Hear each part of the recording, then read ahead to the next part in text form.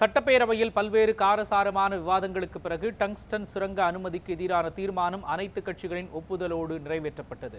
தமிழ்நாடு சட்டப்பேரவை கூட்டத்தில் Hindustan zinc limited நிறுவனத்திற்கு மத்திய அரசு வழங்கியுள்ள டங்ஸ்டன் சுரங்க உரிமையை உடனடியாக ரத்து செய்ய கோரி தனி தீர்மானம் கொண்டுவரப்பட்டது.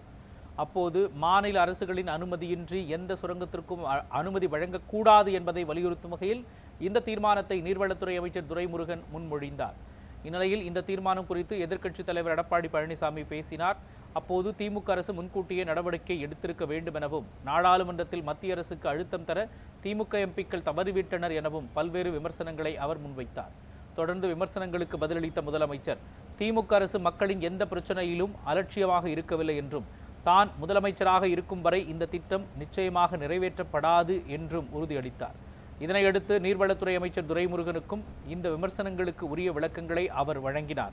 தொடர்ந்து பல்வேறு விவாதங்களுக்கு பிறகு இந்த தனி தீர்மானமானது அனைத்து கட்சிகளின் ஆதரவோடு ஒருமனதாக நிறைவேற்றப்பட்டது.